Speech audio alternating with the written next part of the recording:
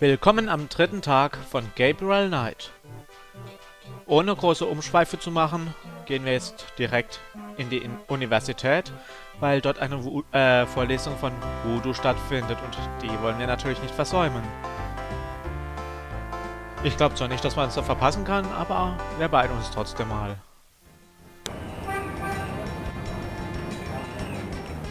So, wo ist er denn? Da ist die Tulan-Universität. Fahren wir doch direkt mal hin.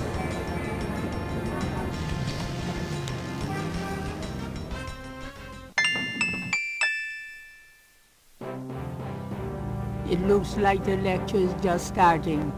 Gabriel decides to record the session.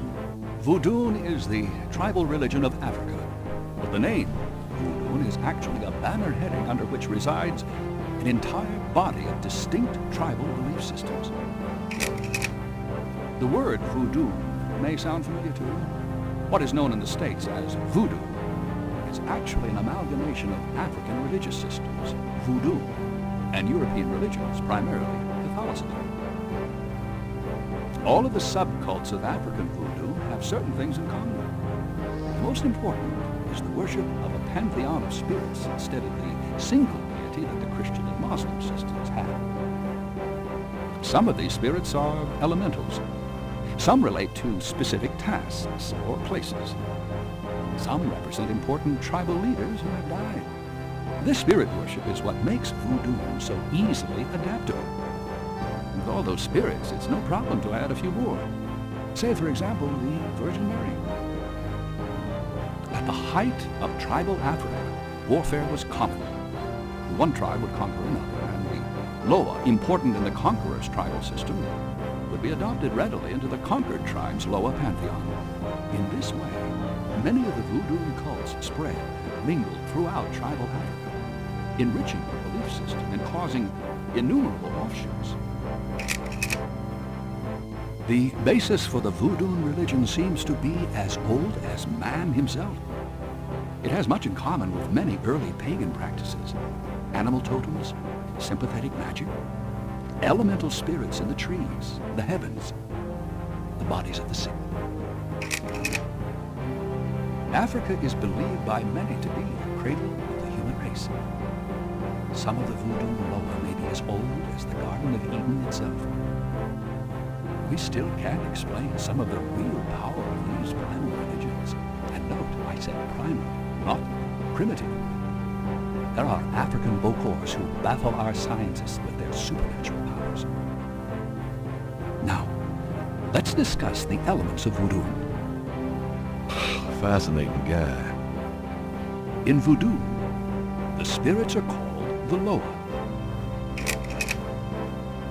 During a voodoo ceremony, celebrants are possessed by the Loa.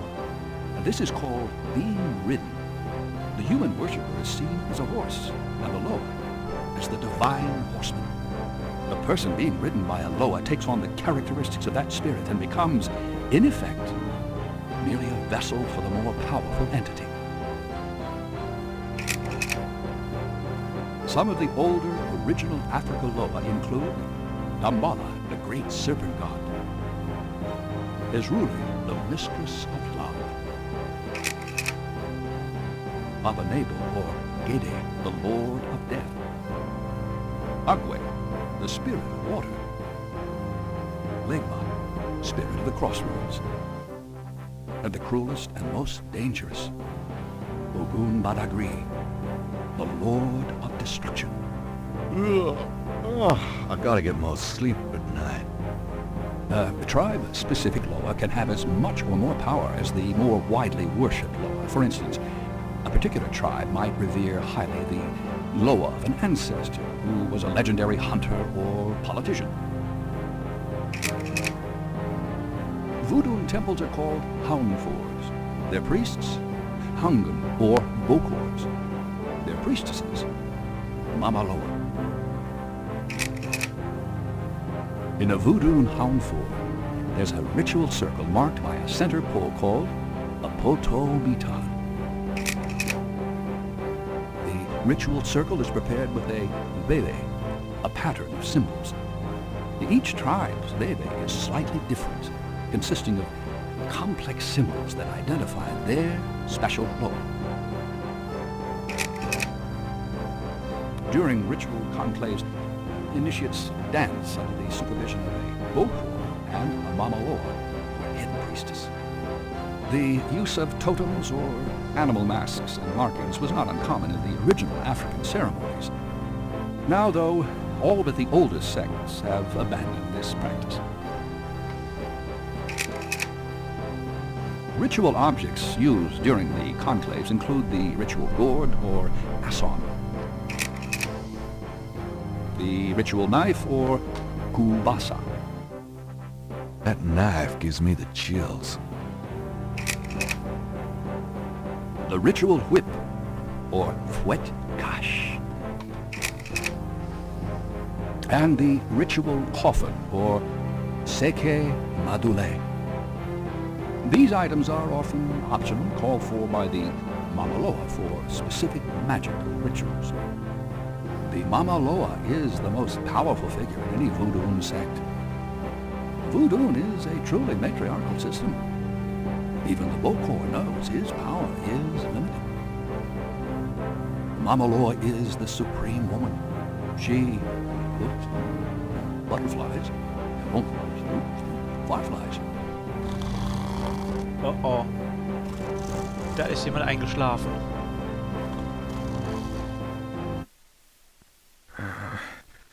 Firelight. No, what is it? Gabriel? What? I can't see. Gabriel, get in. Can't. It's too small for me. You must get in, Gabriel. It's not mine. Too small. Hide, Gabriel, hide. No, no, let me out. Young man, the lecture is over. Oh my God.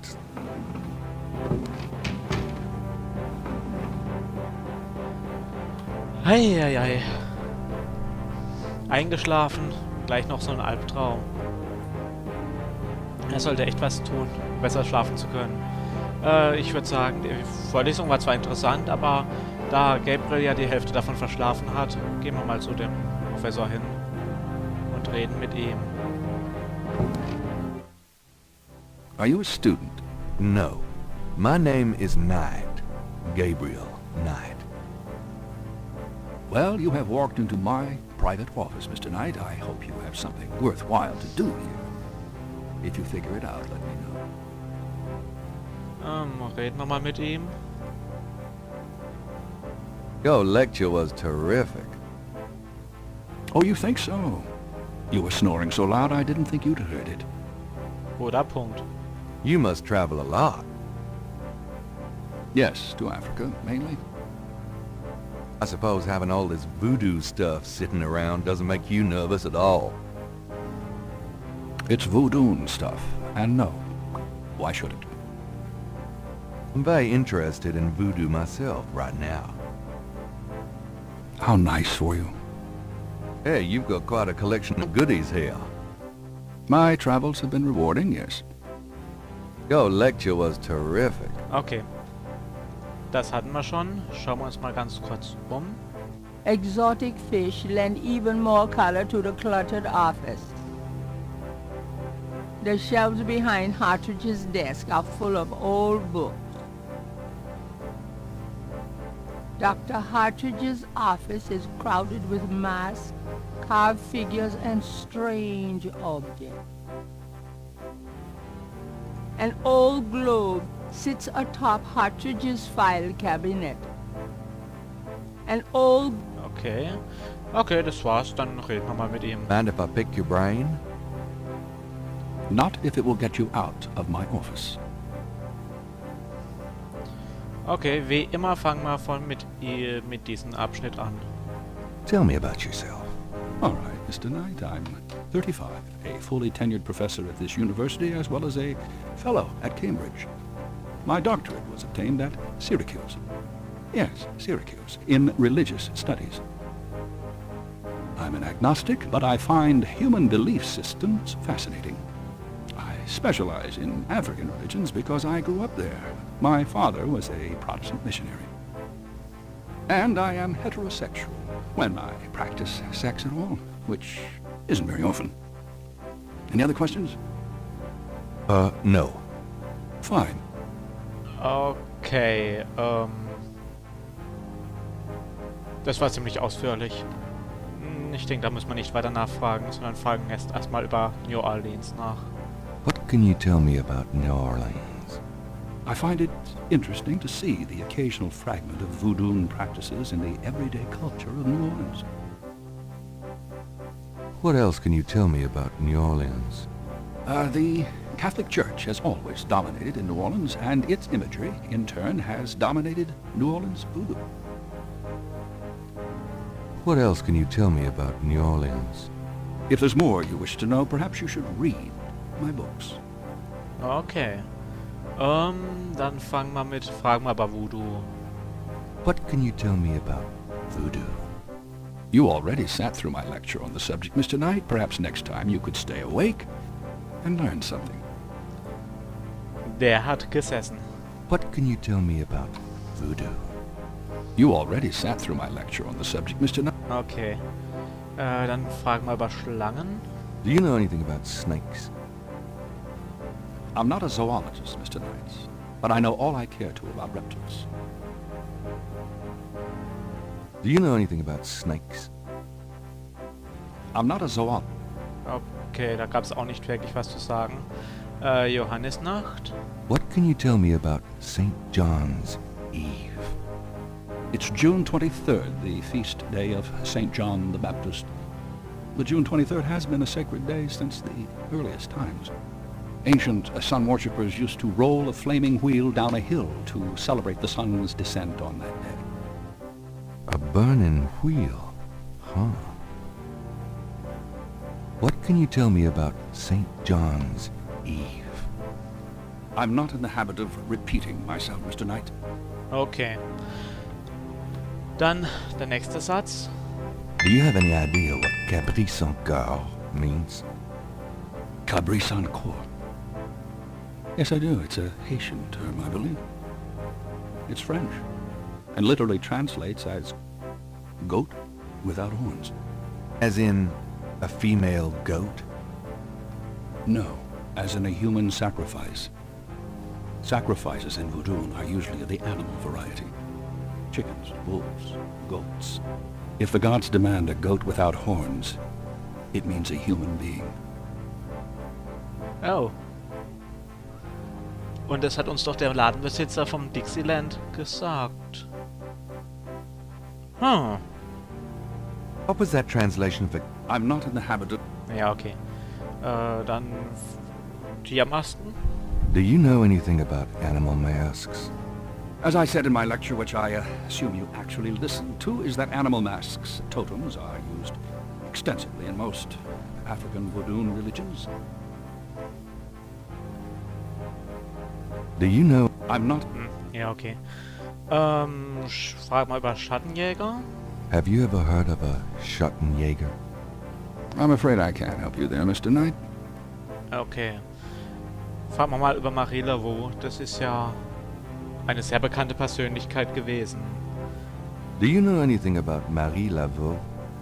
While I find the colloquial bastardizations of voodoo somewhat interesting from a sheerly intellectual point of view, there's not a lot of relation between people like Laveau and true voodoo practices. Do you know anything? I'm not... Anscheinend kann man wirklich nur eine Sache immer fragen. Dann fragen wir über das WW, das er ja in der Vorlesung gebracht hat. Tell me about bebés. If you'd taken notes during my lecture, you wouldn't have to ask. Tell me about... If you'd taken notes... Okay, da sagt er auch nicht mehr viel. Dann haben wir noch einen Gesprächsstoff, und zwar über das Menschenopfer. Tell me more about human sacrifice. It's very rare. Most voodoo practices do not include human sacrifice as a matter of record, but it is theoretically possible if that's the gods demand. For example, one of the chants I had translated for me from a Haitian ritual went like this. Mistress Azuli, come and aid us. If a cock is demanded, we will give it. If a bull will suffice, behold it. But if a goat without horns is required for sacrifice, oh, where will we find one? Azuli is the gentlest of Loa, so they call on her for mercy. But I have seen grown and powerful Houngan tremble before a possession by one of the more violent Loa, such as Papanigo. Clearly, they are afraid that something of the sort will be ordered, or that the Loa will simply take it for themselves. Entschuldigung für die kleine Unterbrechung. Ich hatte gerade noch einen Telefonanruf. Weiß nicht, ob man das Klingeln jetzt im Hintergrund gehört gehabt hat oder nicht. Jetzt weiß ich gar nicht mehr. Menschenopfer war es, glaube ich, das letzte, was wir gemacht haben. Da wird das sich wahrscheinlich auch nicht wiederholen. Tell me more about human sacrifice. I wouldn't dwell on it. Most Voodoo sects probably haven't seen a human sacrifice for several generations. Tell me more about human sacrifice. I wouldn't dwell on it. Most... Ja, okay, das war's. Damit ist das Gespräch auch beendet.